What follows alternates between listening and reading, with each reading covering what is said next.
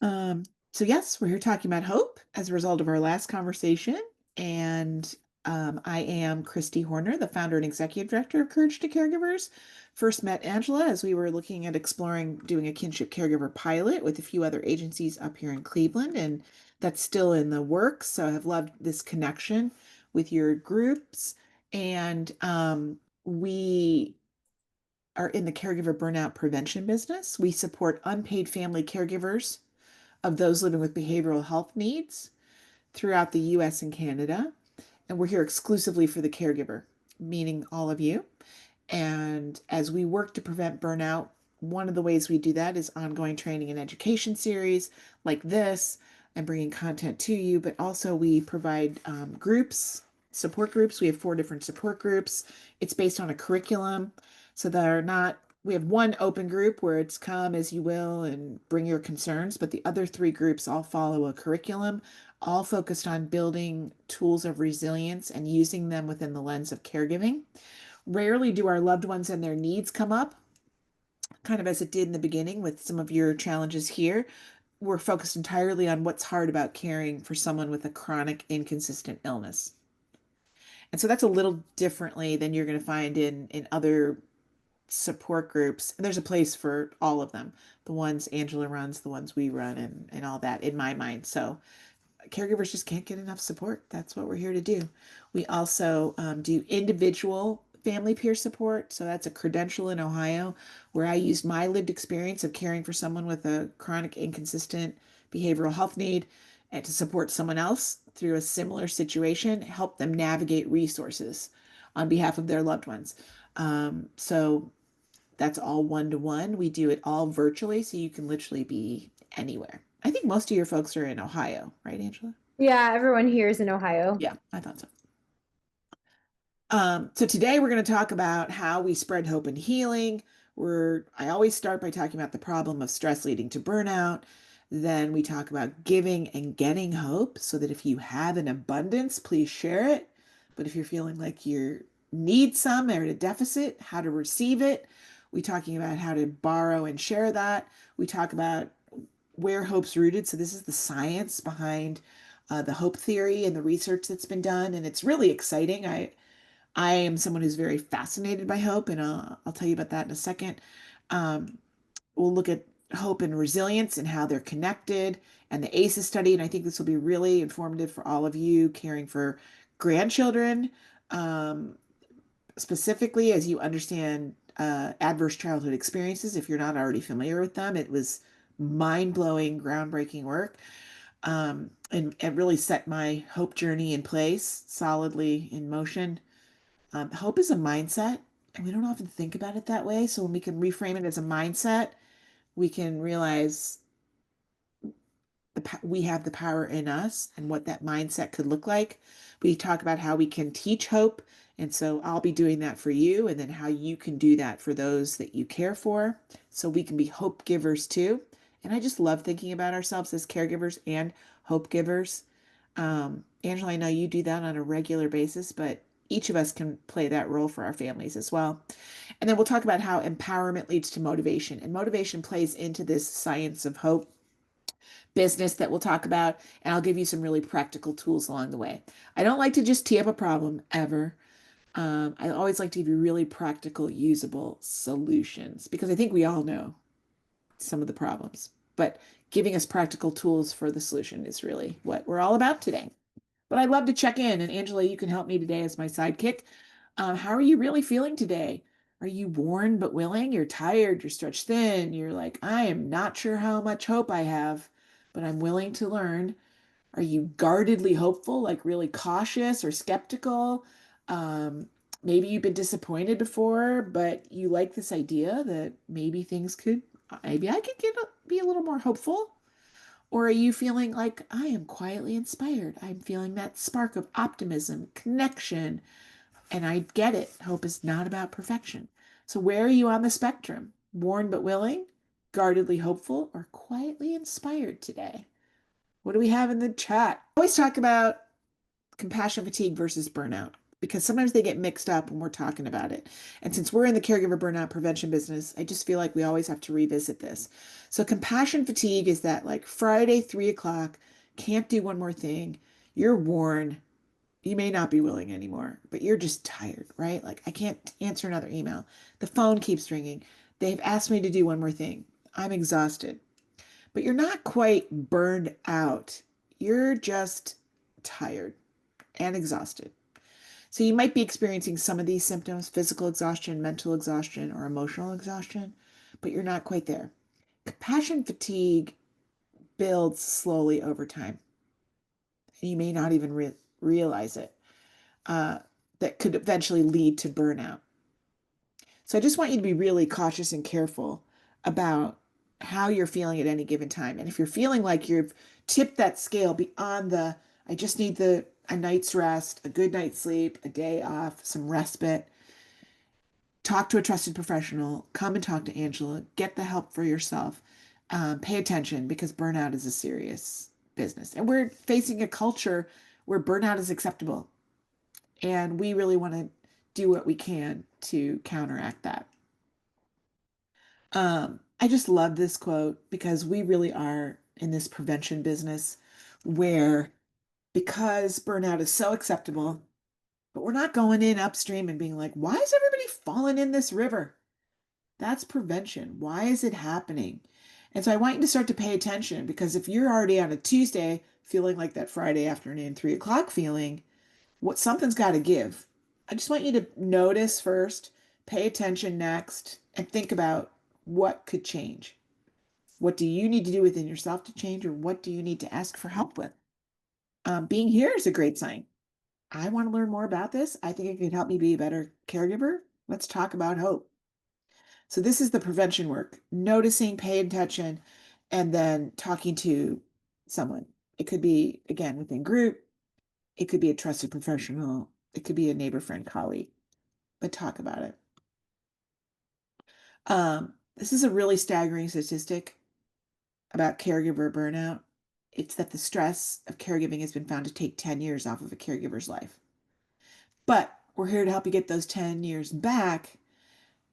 Essentially, I can't take away the stress of caregiving. That would mean I'd have to be in your house and helping with all the things and getting, your kids on Medicaid and getting to the grocery store and finding, new benefits and navigating insurance. But I can equip you with tools to better cope and manage that stress of caregiving and realize that a family peer supporter can be a part of your team to help you navigate that stress of caregiving. So, while it is a problem, coping with stress is part of the answer and the solution to moving forward. Stress is a part of everyday life. It's just not going to go away. And the stress of caregiving, definitely not going to go away. The kids are little. We got a long time. And so, how do we better cope and manage stress? And just learning about hope today could be one of those tools that you need. So, now we're going to launch into hope. And we're going to really talk about how you give and get hope, and how if you have an abundance, which I hope some of you do, then you can share it. But if you need it, how do you receive it? And I'm going to be honest, coming to groups like Angela's are one of those ways. You demonstrate hope, and sometimes you come to group for yourself, but sometimes you come to group for others. So I always close every group I run. Thanks for being here for yourself, but thanks for being here for each other. Just as I saw unfold in the chat before this started, one person shared a concern and all the trickle in of resources. That is sharing hope. That one person in distress, I don't know what to do. Here's a problem. Here are all of the ideas. No one's going to stop and fix it for you, but they're going to give you that empowerment. That's giving hope. So you've already demonstrated how to give hope. Sometimes we have to allow ourselves to receive it. If we're not vulnerable enough to share our concerns and needs in a group like this, then we're never going to get any. So we have to be vulnerable to put ourselves out there in order to receive that hope. It's also hard to ask for help. It's also hard to ask for what you need and share that. Um, but there's not a scarcity of hope. It's not like it's a finite amount with a certain amount to go around, and I only have 10 hope elements, and Angela has 10 hope elements, and after group we have 0. There's no scarcity on hope. It's unlimited, it's abundant. It's not a finite resource, if you will. There may be times in your life where you feel hopeless. You might be in the midst of immense heartache, a natural disaster. We all faced a global pandemic a few years ago. We survived it. We came out on the other side. Um, we are facing, the government shutdown and the unprecedented length of time. And the maybe it's happening. They're still discussing. Hope can ebb and flow just as distressing times, which are part of our humanity and being alive, happen. Sometimes when we are feeling low or depleted is when we have to borrow hope, and know that those around us, our peers, our family, friends, and colleagues, maybe even a neighbor, can hold your hope for you until you can come and pick it up and carry on again. So it's kind of like, again, they're borrowing it, but then you're going to pick it up and use it. So as much as we give out, when we need it, we can bring it right back to ourselves. And there's no scarcity here. Um, when you believe, and this is where the mindset comes in, we're going to talk about in a minute. When you believe that you have the power to make things better, you are way more likely to get out there and actually try to make things better. But if you believe you do not have the power to make things better, like some of the folks I'm supporting right now, my elderly parents, then they're not going to even try. They've lost their agency, they've lost their motivation. And you'll see this in the science of hope and why this is so important. I'll say it again.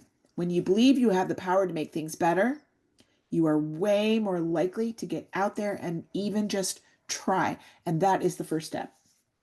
I do want to talk here, though, as we talk about hopelessness, that if you or someone you support is feeling helpless and hopeless, this is a sign of clinical depression. You should absolutely get them professional help beyond the neighbor, friend, colleague. It would be out there getting a professional help, to find a clinician to talk about hopelessness. Because as we talked about in the suicide prevention training, hopelessness could lead to suicidal ideation and thoughts. So really want you to be aware of that when it tips the scale. It's one thing to feel like you just need more hope versus that feeling of hopelessness. My brother, who I supported, who had anxiety, depression, obsessive compulsive disorder, and suicidal ideation, he was living in a very hopeless life. But I didn't know then what I know now about hope, nor did I know about ACEs and the effects on him and his life. But he was living in a very hopeless situation. And then what happens is when you're trying to support that person, they suck every ounce of what hope you have out of you. And so I started to feel hopeless with him, not for myself, but for him. And I kept thinking I could do this alone, but I couldn't. So if the person you're supporting is feeling hopeless, getting that professional help, or if that's you in any way at any time, please, please go out there and get professional help. So how are we going to borrow and share? How does this happen, Kristy, as we're talking about this? So finding your people. And I hope there's research that shows we just need one person, and this goes for our kiddos too. They just need one really good friend who sees them with unconditional love without judgment or shame. So finding that one person, but if it's can be people or a village or a team, awesome. If it's here in group, beautiful. Lean on your people in times of hopelessness. And if you're truly hopeless, seek the professional help. Practice self compassion. So sometimes we're borrowing hope from within, knowing it's not a finite resource. How do I show myself the same compassion I'm showing those I care for? Seek out peers, exactly what a group like this does. Other kinship caregivers who have been in similar situations. Because within 1 minute of sharing a problem, you're going to have 10 ideas. 10 ideas. And those of us who are peers helping each other out, someone might want us to fix something for them. And we might be natural fixers because caregivers are kind of like that. Try not to fix, try to empower, which might take twice as long. But by empowering that person, you're providing them the tools to make it better for themselves. And then that's what becomes sustainable. That's called sustainable, real self care. And then just asking for help and hope. Having a rough day. This is tough. I need a little today. Inspiration, hopefulness. I need to share. Are you ready to listen? Is this a good time? Reaching out and asking for that help and hope. And then all the ways you share hope. And feel free to put in the chat if you think of other ways of borrowing hope. But here's some of the ways you share your hope: by sharing your story, by being here and being honest and transparent and vulnerable with others. If somebody comes up and says, "Hey, how are you doing?" and you're like, I'm fine, everything's just fine," like anxiety and inside out too. If you do that and you're not being authentic, we're not going to get much in return, because they're like, "Oh, she's fine. She doesn't need me today."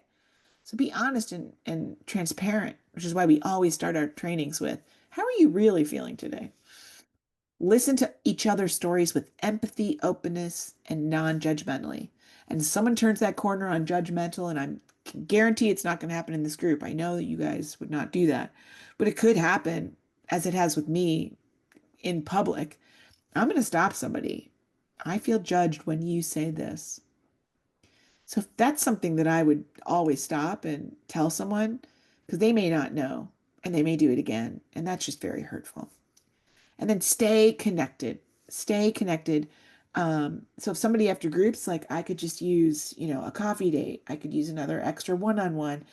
I know Angela every time has been like, "Reach out to me. I'm here. I'm available." But consider reaching out to another peer to stay connected in that way too. It's really the beauty of what I love about, just one of the many things I love about peer support. Any questions in the chat yet, Angela, about borrowing or sharing hope? Not so far. Patty said cutting in and out. Patty, I think that may be your connection because I think it's been clear for me so far. Uh, Okay. any Great. questions? Again, I think that would be a great topic for group here as well, finding your people. In in my opinion, as I navigated caregiving, far beyond being just a daughter, just a sister, just a mother, just a partner. As I navigated formal caregiving, it's complicated and many people don't know what to say or do to support you. And so then they'll either say something wrong, or they'll say something stupid, or they'll say nothing at all. And so I've weeded out a lot of energy vampires from my life, people who I thought were my friends, because they just didn't know how to support me. Uh, I will say that we have a whole unit, so it would be, I could fill a whole hour on just figuring that out with you, on how do you find those people and how do we tell our story, so that it's sometimes people look at me and they're like, "Whoa, that was a lot." Like they weren't ready for it, right? And so how do I hone in on my elevator pitch that's not just, "I'm fine, everything's fine, I'm just fine," but it's also not the full story. So how do I practice the elevator pitch to test out those waters, to start to build some of those relationships, to build my support network, Mm, eliminating the energy vampires and bringing in the ones who can hold space for me. Well, I have 3, and I'm so blessed. Yeah. So I blessed. love So we're going to move forward because we got a lot of content here today, but I do think that's that. a great topic for you guys to unpack. Susan, you should check the chat. You have some people sending you some hope there. Awesome. I love it. Thanks for. So this is one of our favorite hope researchers, but it's really gives you the heart of what it is. It's the belief, and I said that so strongly in the beginning, that your future can be better than your past, and you play a role in making it so. Um, and again, you're going to see an image in a minute that really brings this to life. It's our ability to develop pathways, or way power, um, as well as mental strategies to help achieve our goals and apply our agency, our willpower. So it's going to take both of these powers. So now you're going to think, "Oh, I'm going to have no power left, Kristy, by the time I start to find my way towards hope." But I'm going to show you how we do this. And it's like a machine, hope. And we're going to unpack each of these. And so this is kind of a quick overview of the hope theory that was created by Dr. Charles Richard Snyder. And it builds hope-centered thinking. Hope-centered thinking. So it's literally how we're training our brains. We're creating this mindset of hope and how we create this. So goals are pretty obvious. We're approaching life in a goal-oriented way. And we're going to talk more about goals towards the end. And some people are like, love it or hate it with goals. And some of our caregivers are like, Don't ask me to do one more hard thing. But without goals, nothing changes if nothing changes. Goals are a future-oriented mindset. By setting a goal, you're immediately taking yourself out of the present and thinking about the future. That starts your journey of hope-centered thinking. Sometimes we re-goal, meaning we're pivoting, we're reframing. We're like, well, that was too big. I want to lose 50 pounds by January 1st. That's just not realistic, nor is it time sensitive. Like that would just be too hard for me to do in 6 short weeks. So how can I break that down? How can I make that smaller? How can I make that more manageable? It would be okay to think about that in the long term, but let's make it more time sensitive. So readjusting our goals, because sometimes when we get started, we get all excited. It's okay to re-goal. That doesn't mean you failed, it just means you're setting a new goal. Pathways over here, the way power.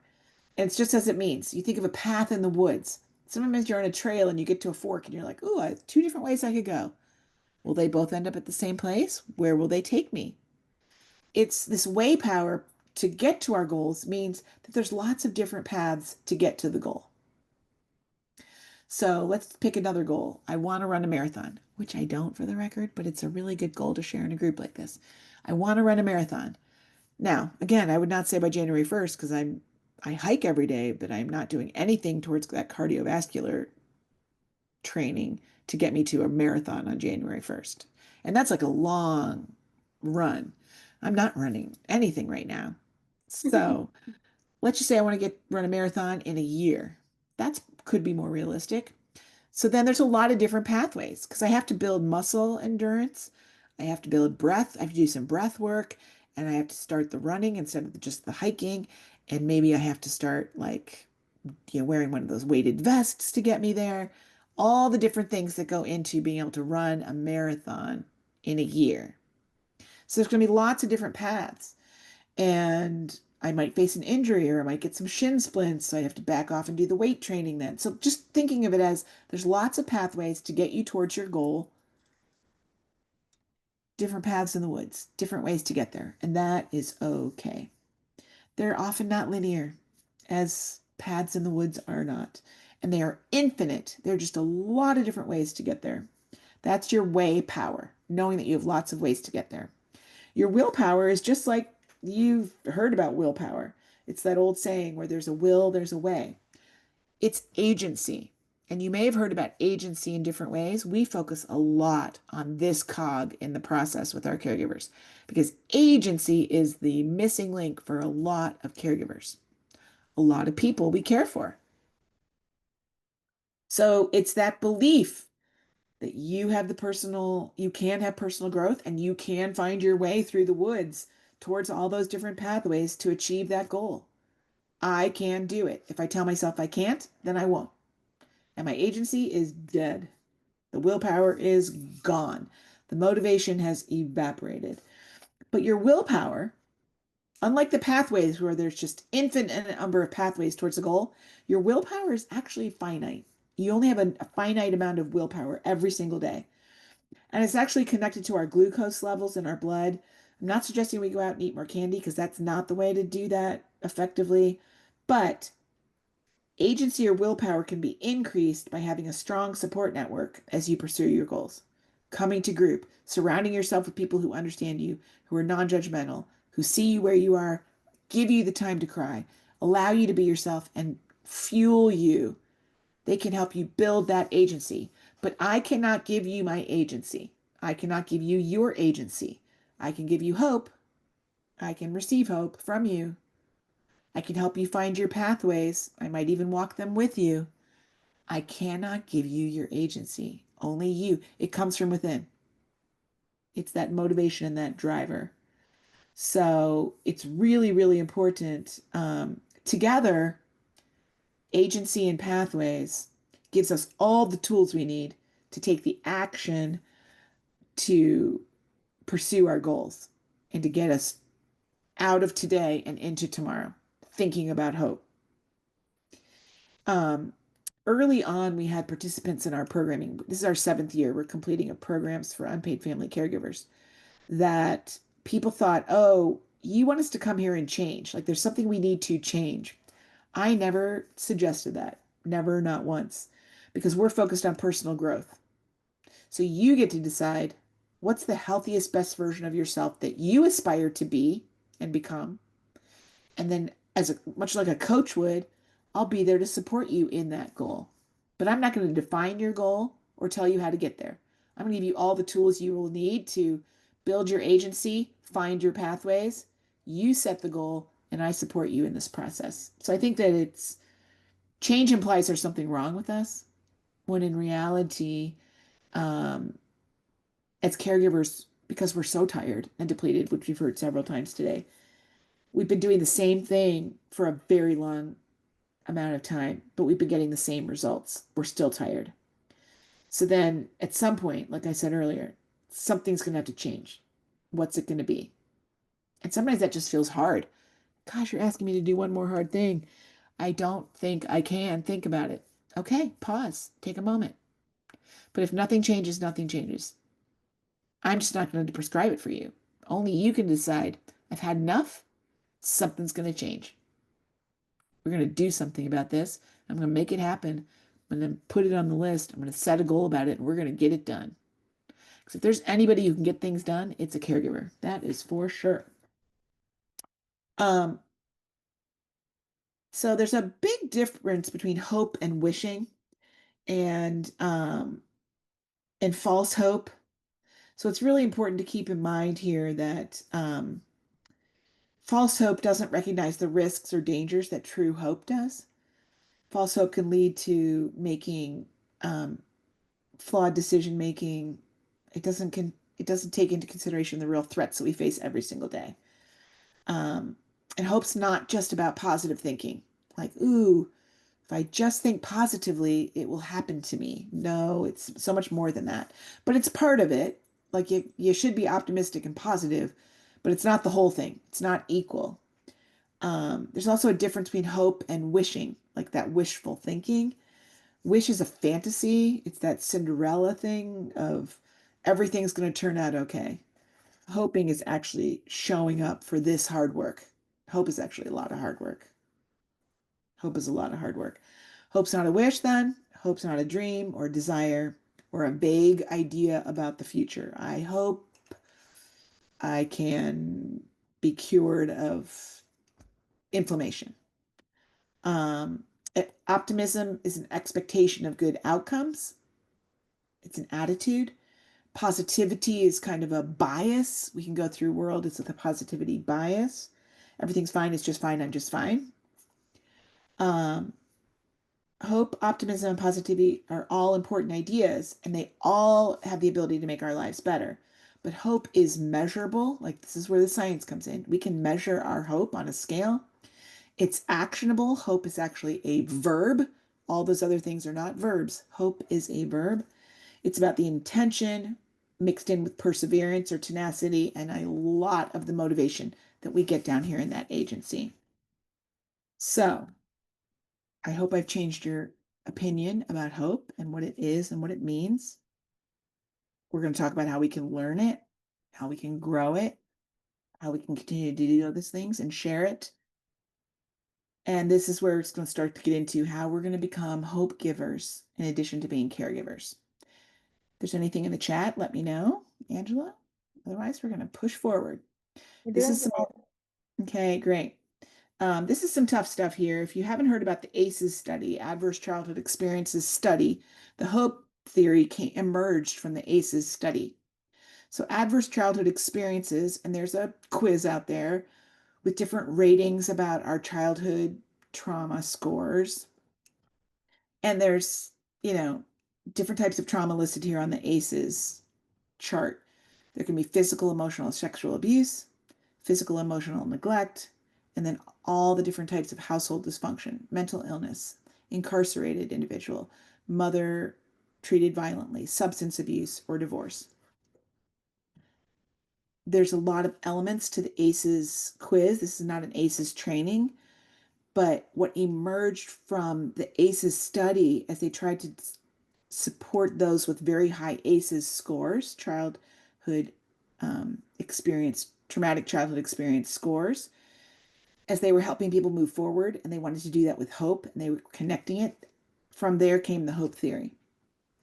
And there's a really great documentary out there. I can put it in the chat when I bring my screen down about it's called The Biology of Stress and the Science of Hope. It's a great documentary that talks about the ACEs study and how hope brings the path forward so that you're not stuck in your ACEs score. You can actually reverse that score and live a far more hopeful life. It's possible to build that hope. And then again, that's what becomes actionable. Instead of saying this is my ACEs score and it's horrible, boohoo, this is horrible. What am I going to do and how I'm going to emerge? And it starts to study people who have emerged stronger and healthier and better and well, or people who remained stuck and stayed where they were. Really fascinating study, really great documentary. Now it's snowing up in Cleveland. I don't know about where you are, but it's snowing in Cleveland, so I'm not seeing many plants, but occasionally I'll see a plant shoot up amidst the snow and ice. And, this is a flower that's growing through dirt and rocks. Maybe your summer was really dry. Yeah, this is a plant showing resilience, and it's hope is a really important component to building our resilience, the ability for us to bounce back. It's taking that ACEs into consideration, saying, let's give them some hope. We can show them a better way forward so that they are able to bounce back from that horrific childhood trauma experience. Resilience is the antidote, honestly, to trauma and understanding it. Again, we do a whole nother training just unpacking that, because I will tell you that caring for someone with a chronic inconsistent illness constitutes trauma. And we reserve trauma for those big things that we see here on the ACEs chart. But being a caregiver to someone with a chronic inconsistent illness is also trauma. So when you treat it as trauma, then you could be like, no wonder I'm so tired. I'm living in survival mode all day, every day. How do I emerge? How do I become more resilient? Hope is one of those factors. Hope is a function of struggle. Hope is a combination of those setting those goals, having that perseverance and tenacity, recognizing our own and believing in our own abilities, tolerance for disappointment, determination, and a belief in ourselves. I'm tired today, but I don't have to stay tired. I can do something about it. Am I eating right? Am I getting enough sleep? Do I have good sleep hygiene? Am I moving my body enough? There's a lot of factors into feeling tired and what that means. But all of these things are at the heart of hope that can allow us to move forward more hopeful than we may have in the past. This was groundbreaking for me. When we think of hope as a mindset, and some of you might like roll your eyes at me right now, and luckily I can't see you, so if you are, it's okay. This is that belief that hope is so much more than that, just a wish, that it truly is a mindset. It's what makes it actionable. I hope you've heard of Carol Dweck's work around growth mindset. We do a training on that too. But it's about the belief that you do have the power within yourself to develop your talents and your abilities and to learn new things. It's just a hope-centered mindset that nothing's off the table. My learning is infinite. My mindset is infinite. Versus a finite mindset compared to a growth mindset, finite or fixed mindset, which says, I'm done learning. You can't teach old dogs new tricks. There's nothing I have left to learn. You could live with that fixed mindset, but when you consider yourself with a growth mindset and that you can learn these new things and we're continuing to grow and flourish, the world is full of hope then for you. We can learn new pathways to our goals. We can do it on our own, or we might need the help from a friend like we are getting right here. So this is how we start to look at how we can teach hope.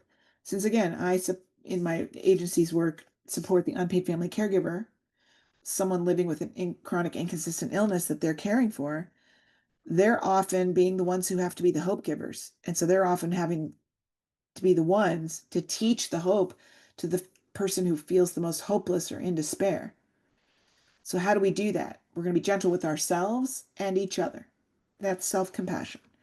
And then we're going to teach that self-compassion. So first we're modeling it for those in our care. We can do this. And then we're going to teach it to them and model it for them and name it and show them the way. We're going to stop this negative self-talk, the judging and the shaming. We all do it. We've all been guilty of it. There's that voice in our head or the little guy who sits on your shoulder. You're not enough. Yes, you are. Right? So it's that whatever it is, or it sounds like for you, we've been there, we've done that. It's time to really work hard on that. Think about how we talk to ourselves. Sometimes we might mutter it out loud because the more you talk to yourself that way, the more you'll talk to others that way, and they'll be listening.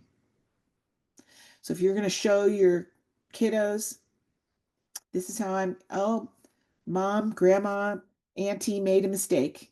I spilled the milk. Oh, well, I spilled the milk. That's unfortunate.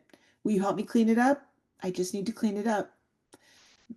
Invite them into helping you clean up the spilled milk. We might be like, that's unfortunate. Milk's kind of expensive right now, and I spilled the whole quart or gallon or what have you. Or maybe you dropped a dozen eggs. They're even more expensive right now. We're just going to clean it up. We're not going to beat ourselves up because we all make mistakes. We're all human. But if we don't let the people that we care for, if we don't show them that we also make mistakes and that we can treat ourselves with kindness, we can acknowledge that it's a mistake, learn from that, and invite others in to help us to clean up the mess, they're not going to learn that failure is a part of life, learning how to fail, and then learning how to pick themselves up. And they're going to learn it from you. I learned when my middle son was 16 and he had his first major heartbreak. And I could tell he was hurting a lot.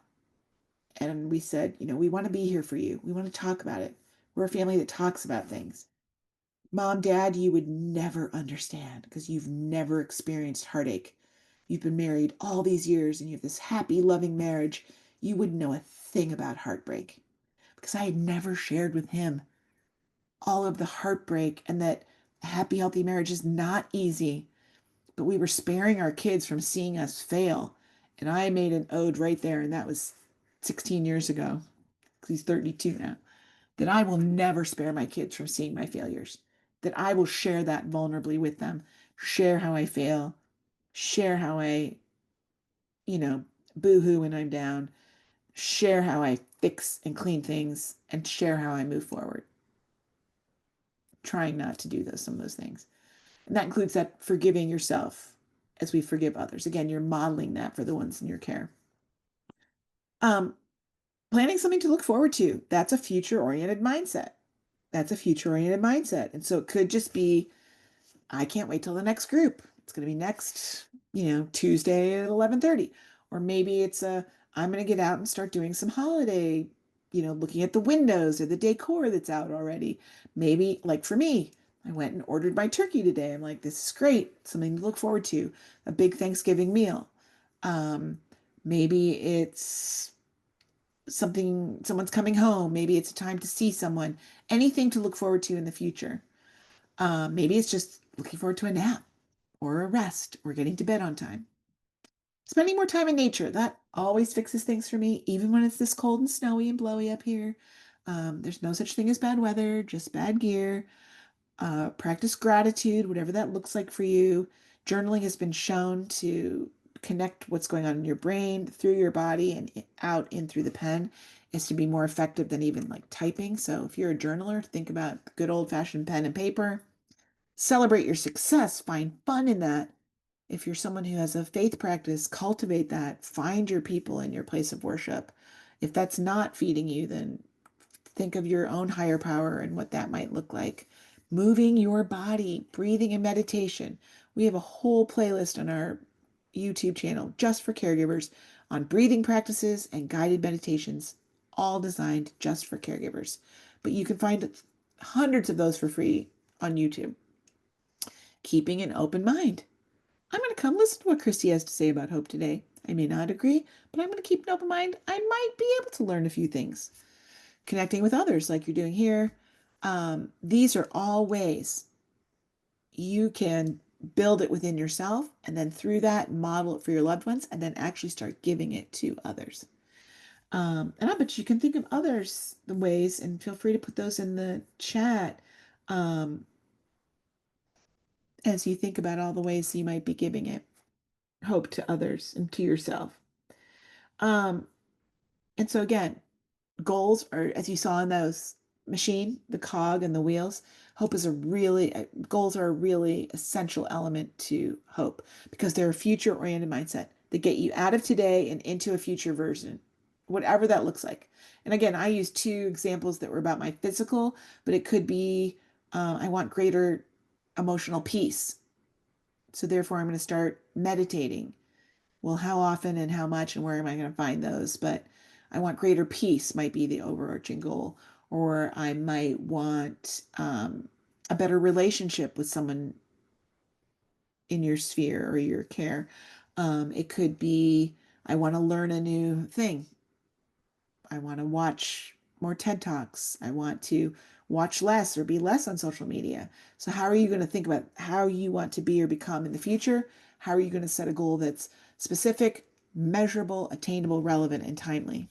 Those are the really important elements to a goal. Angela will send you the PowerPoint, the recording, and the link to this month's micro challenges that we do this every month. She'll also send a link for you to subscribe to our monthly newsletter and our weekly inspirational emails, again, designed for caregivers with tools of resilience. But every month we do a calendar like this and we send it out as a link. You can print it out, post it on the fridge, you can keep it by your desk. And as I mentioned, some caregivers find it hard to set a goal for a lot of reasons, by the way. It feels hard, but it also they don't want to disappoint themselves and it feels like an expectation. We don't set New Year's resolutions here. We look at those a little differently. We set intentions, but a micro challenge, when we've curated these based on the theme that we have for the month. So in this month, our theme is collaboration. We've given you each week, each day, a little micro challenge, which is just meant to kind of like prime the pump to get you thinking in that future oriented mindset to start thinking about what could a goal look like that's all very attainable today without spending any money or any overthinking or risk that chance of not meeting your own expectations. So she'll send a link to that for November, but we just love these calendars and they come out in the newsletter at the end of every month. Hope means you can get there, whatever that looks like for you, from here. It's as simple as that. It's getting from A to B, from today to tomorrow, to the next, to the next. But when we are empowered, and we hope that today has done a little bit of that for you, it leads to greater motivation, which, as you saw from the machine of hope, you need that for your agency, the motivation. So, how do we empower ourselves and empower each other and empower those in our care? But when we do that without fixing, without blaming, shaming, and judging, it leads to greater health and well being. It just does. It can't help. We take better care of ourselves, and therefore we take better care of those in our care. It's as simple as that. When you feel stronger, more capable, you'll provide better care. It just happens. And this is not to say anyone is not providing good care. It's just saying that when you are feeling good about yourself, you pass that forward naturally. But when you're not feeling good about yourself, those in our care know. It's easy to see. And I always know when that starts to happen for me, kind of at the when I get threadbare. It's for me, it's definitely by the Friday 3 o'clock timing. But let's just say I were to go visit one of my parents in their either nursing home or assisted living, and my emotions are like I might be snappy. I might not be as patient as I'd like to be. I can always tell. So it's like, ooh, I need to step away. I need to be able to fill my cup, but I should definitely not visit in that moment. Would not be good for them. Um, when we model hope for others as a hope giver, hope models model hope. Hope models overcome barriers to achieving our own goals. We get a little stronger and a little better, and everything starts to become a little easier. And before you know it, we're able to find even more pathways to achieving goals. And then we start to check them off and we're achieving even bigger goals. And so sometimes we need accountability buddies in our goal setting. I don't know about you, but I am definitely someone that needs an accountability buddy. I think that's one of the reasons we come to groups like Angela's, and is to that we have each other to say, hey, how is that thing going? Peer support, family peer supporters would do the same thing. I happen to have coaches that I work with throughout time, and they hold me accountable to my goals personally, but also within my agency. So it's okay to have a accountability buddy to help you move along on your goals. And as we all go out and emerge into our days to spread hope, I want you to remember that hope matters, that hope is a definite choice. It's that mindset, but it's also a choice. It can be learned and it can be shared with others. And if you haven't heard the Ripples of Hope speech, it's been making the rounds lately. I think it's just because it's such a hopeful statement, but that as you model hope for others, as you become a hope giver, you improve the life of others. You already are by being there for those in your care as a kinship caregiver. Um, but it just continues to ripple out into the world, and it's what's going to make the world a better place. But it starts with you and that first ripple, and then the next, and then the next. So think of yourself as these ripples of hope. I just love this vision.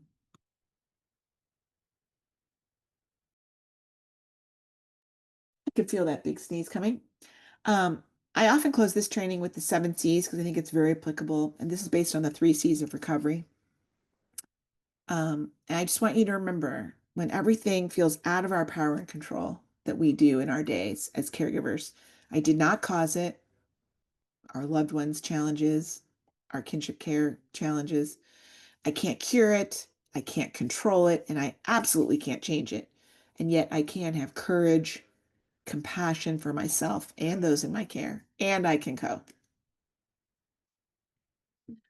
With that, I welcome you to connect. You'll get access to all my slides from Angela, but I welcome any questions. Thank you so much. Can we give Miss Kristy a round of applause? We have so many Okay. positive comments in the chat of how good and helpful this training has been.